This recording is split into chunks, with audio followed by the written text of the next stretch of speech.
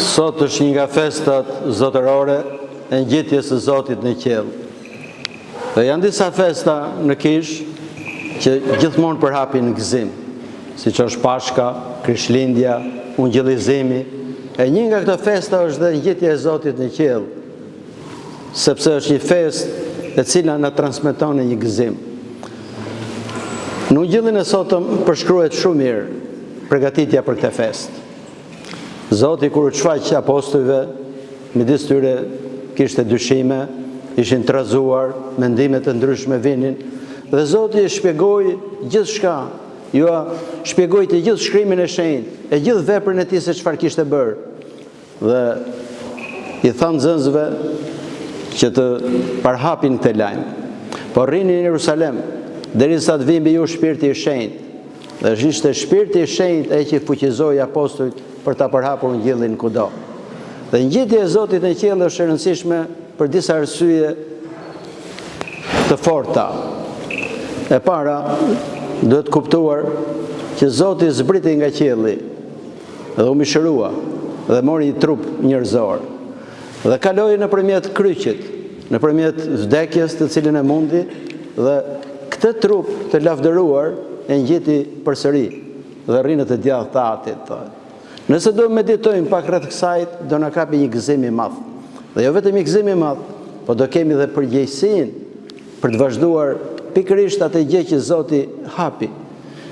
Trupi i njeriu, i cili u bë pjesë e birit të Perëndis, kur u ngjit sipër në qiell, nuk e hodhi diko trupin, po trupi njerëzor që ndron pranë Atit, në këtë djathtë të tij, atje ku rri dhe Zoti ynë Jesu Krisht.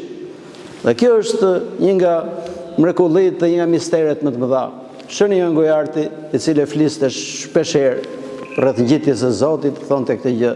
Sa herë më kujtoj këtë gjë, mrekullohem, thot. Se si trupi im, thot, kjo balë, thot, e mbushur me mëkate, do rri përpara Perëndis së lartë, që as ëngjët nuk guxojnë që ta shikojnë. Dhe këtë i shpjegoi Zoti atyre që ato u kthyen me gëzim, thohet. Kur ndahesh nga njëri i dashur, apostujt kishin qëndruar për vite me Zotin, gjatë 40 ditëve ishte shfaqur her pas here, dhe kur u largua, zakonisht kur ndahesh me njëri i dashur, të kap trishtimi, po Ungjilli thot ata u kthyen me gëzim. U kthyen me gëzim sepse e kuptuan misterin e kryqëzimit, të ngjalljes edhe të ngjitjes në qiell, që natyra njerëzore realisht ka mundësinë për të bërë pjesëmarrës në natyrën hyjnore, si shkruan Shën Pjetri në letrën e tij. Dhe kjo gjë sjell një gëzim në shpirtin e njeriu. Po siç thash më parë, sjell një përgjegjësi. Sepse nëse do lexoni me kujdes simbolin e besimit, një teolog shumë i dëgjuar, që kam pasur privilegjin ta kem pasur mik, Thomas Hopko, bën një përshkrim shumë të bukur të kësaj, në disa rrjeshta. Thot, shikoni, thot, gjithë pjesën e parë, është në të shkuarën, zbriti, erdhi, u mishërua, pësoi, u varros, u ngjall. Vetëm kur për ngjitjen thohet dhe që rri në të djathtë të Atit, thohet në të tashme. Gjë që do thot për ne më e rëndësishme është pikërisht kjo e tashme tani. E gjithçka e shkuar që kemi mësuar rreth veprës shpërndare të Zotit na shërben për të realizuar këtë tashme, për të kuptuar që periudha që jemi ne e jetojmë deri në ardhin e dytë, që është në të shkuarën dhe do të vijë përsëri. Kjo periudhë tashme është që natyra jon njerëzore ka shansin për të ngjitur e për të bashkuar me Zotin në qiell, kur do vi dita që ne do ndrojmë këtë jetë. Dhe shenjtorët e mëdhej, etrit e Kishës, e thonin me guxim këtë gjë. Ndoshta sot mund duke njerëzve të pak të habitshme se si njeriu mund bëhet pjesëmarrës i natyrës hyjnore. Jo nga fuqia jon, po pikërisht nga hiri i Zotit. Ishte Zoti që e mori natyrën tonë të rënë dhe e ngriti përsëri në qiell dhe e vuri në të djathtë të Atit, siç thohet dhe rri në të djathtë të Atit. Dhe kur rri atje, nuk është vetëm Perëndia që rri, sepse Zoti ishte i pranishëm vazhdimisht. Edhe kur ishte në tokë nuk ishte shkëputur nga trinia, por i ngriti natyrën tonë. Ne nuk gëzohemi thjesht se Perëndia qëndron në krah të djathtë të Atit, sepse ai gjithmonë ka qenë në krah të djathtë, është dhe do të jetë. po ngriti natyrën tonë atje. A nëse do kemi këtë ndërmend, do filloj të ndryshojë jeta jonë. Si mund përgatitemi ne që trupi jonë njerëzor nga mëkatet të ndryshme, si shkruan dhe shënjon Gojarti, thot kjo balë, thot të ngjitet atje sipër, vjen pikërisht nga një përpjekje e madhe shpirtërore për t'u shëruar e për t'u pastruar. Gjithë jeta e krishterë, e gjithë jeta jonë në këtë dhe, sa ko do rrojmë, është një pikërisht një përpjekje e madhe për t'u pastruar shpirtërisht. Dhe pastrimi shpirtëror nuk është aq i lehtë. Nuk mjaftojnë vetëm thjesht kreshmimet trupore, duhet më tepër kreshmimi shpirtëror. Kreshmimet trupore e ndihmojnë kreshmimin shpirtëror, se pa atë nuk mund të realizohet dhe ajo tjetra. Po kreshmimi trupor është një mjet, qëllimi kryesor është kreshmimi shpirtëror, që do thot pastrimi i zemrës, ndriçimi i mendjes tonë, heqja e krenarive boshe, që gjithë secili nga ne i ka. Edhe jo më kot teksti i Etërve të Kishës e përmend lavdin pikërisht me fjalën lavdi boshe. Krenaria është një lavdi boshe. Njerëzit krijojnë një pseudo vete, mendojnë se janë shumë më të mençur se tjerët, më të mirë se tjerët, e bëjnë punën më mirë se tjerët. Kjo gjë nuk është vetja jonë e vërtet. Nëse ne do shikojmë veten tonë të vërtet, nuk do gjejmë gjë për të qenë atje krenar. Prandaj dhe përurësia vjen si deturi. Vetëm njerëzit që njohin veten e tyre të vërtet, jo pseudo veten, vetëm ata janë të përulur. E duke qenë përulur është shansi që të zbresë hiri i Perëndis. Dhe hiri i Perëndis mund ta pastrojë mendjen tonë, zemrën tonë dhe shpirtin tonë. E ky është qëllimi i jetës njerëzore, që të bëhemi të aftë për të qenë pjesëtar dhe pjesëmarrës të natyrës hyjnore. Dita e sotme e ngritjes së Zotit në qiell është një shpresë e madhe për gjithë njerëzimin. Gjithë njerëzimi duhet të ketë gëzimin e madh, sepse Zoti e ndryshoi dhe e ngriti përsëri natyrën tonë të rënë dhe e bëri bashkë pjesëtar të natyrës hyjnore nëpërmjet hirit, jo nëpërmjet natyrës tonë. Natyra jonë nuk është hyjnore, po Zoti e ka krijuar njeriu sipas ikonës së Perëndis. E tek psalmisti, tek psalmi 8 ka një varg shumë të rëndësishëm. Thotë ti e krijove njeriu pak më të vogël se sa Perëndin. Në Septuagintën, libri që përdoret shpesh nga Kisha Ortodokse, thohet pak më të vogël se ëngjëjt, sepse fjala Elohim në hebraisht ka dy kuptime. Ka kuptimin dhe të Perëndis, po ka kuptimin edhe të qenieve hyjnore. Dhe njeriu pikërisht e ka krijuar pak më të vogël se një qenie hyjnore, gjë që do thotë njeriu ka mundësinë nëpërmjet hirit të Perëndis të bëhet pjesëtar dhe pjesëmarrës i kësaj natyre. Ndoshta këto mund duken të vështira si mendime, po nëse ne do fillojmë të praktikojmë, nëse ne do bëjmë jetë shpirtërore, sytë tonë do hapen.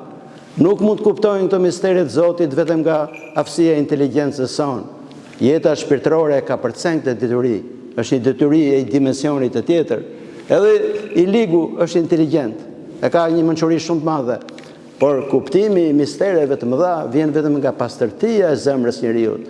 Prandaj dhe Kisha na kujton vazhdimisht. Çdo ditë që festojmë, çdo vit që festojmë festën e ngjitjes së Zotit në qiell, është një thirrje edhe për gjithë secilin nga ne, për të filluar pastrimin tonë shpirtëror.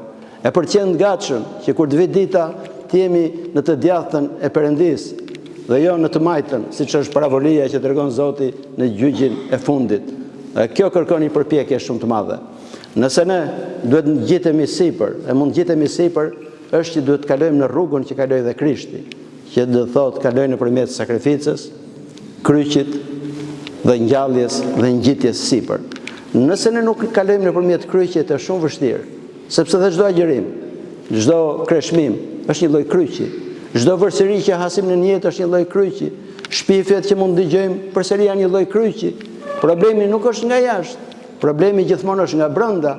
Nëse ne shikojmë gjithçka që ndodh kundër nesh, vetëm thjesht me njeriu, pseudo njeriu që mendojmë ne që jemi, pseudo veten, ne do jemi në hidhërim, ne do jemi gjithmonë trishtim.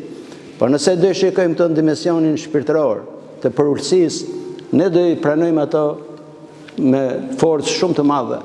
Ju kam treguar një herë një histori, që ishte një shenjtë shumë i madh e kishës tonë, i cili paguante njerëz për shpifur kundër tij, që qëndronte i përulur. Ne s'mund ta kemi ndoshta këtë fuqi kaq të madhe. Madje s'kemi as nevojë të paguajmë, se njerëzit na japin falas. Por përballimi i këtyre gjërave, çdo vështirësie, smundje, thashëthemesh, vështirësi të ndryshme, padrejtësira që mund të bëhen, mund të përballen vetëm nëse ne e kuptojmë që rruga e kryqit nuk është rruga e dënimit për ne. Zoti i dha një dimension tjetër edhe vuajtjes, i dha një dimension hynor edhe vuajtjes. Mund të kthehet në të mirën tonë nëse ne e shikojmë atë si kryqin e Krishtit. Sepse gjithë njerëzit do kenë kryqe. Po kryqi i Krishtit është ndryshe, është kryqi i të pafajshmi, është kryqi i njeriu që nuk kishte bërë asnjë faj. Ne shpeshherë për kryqet tona mund të kemi dhe meritojmë, se mund të kemi bërë shumë gabime. Nëse ne do i shohim gjithmonë edhe kryqet tona në dimensionin e kryqit Krishtit, ato do na japin forcë. E do na japin forcën për ta përballur gjithçka. Edhe kjo përballje do e pastrojë zemrën tonë. Dhe kjo është ngjallja shpirtërore. Dhe në ngjalljen e dytë, kur Zoti do vi përsëri, nëse ne do jemi në këtë rrugë e Zotit, do jemi në të djathtë të Tij. E ky është gëzimi që patën apostujt. Prandaj dhe patën edhe guxim më të madh dhe përhapën vlerën e Ungjillit dhe mësimin e Ungjillit në gjithë botën pa u trembur. Të gjithë ata u përsekutuan, u kryqëzuan, disa u rropën gjallë, ju prën kokat në mënyrat më të tmerrshme të torturave. Po gëzimi që kishin ata ishte sepse ata e kishin njohur mirë misterin dhe mësimin e Zotit. Zoti erdhi për të marrë natyrën tonë, të gjithë njerëzve, timen, tuajin e të gjithëve, edhe për ta shenjtëruar përsëri. Kjo është rruga e krishterë. E le të mundohemi që ta ndjekim këtë rrugë. E Perëndia lart në qiell do na bekojë e do na shenjtërojë, dhe kur të paraqetemi para të Tij, të kemi pastërtinë që të qëndrojmë të djathtë atit. Sepse asgjë e ndyrë, thot Shën Pavli, nuk mund të hyjë në mbretërinë e qiellit. Kjo është ditë koha jonë tani për të pastruar. Le të pastrohemi nga çdo gjë e keqe që dëmton shpirtin dhe zemrën tonë, sepse duke u shëruar ne, mund të kemi mundësi që të shërojmë dhe njerëzit që janë rrotull nesh. Amin.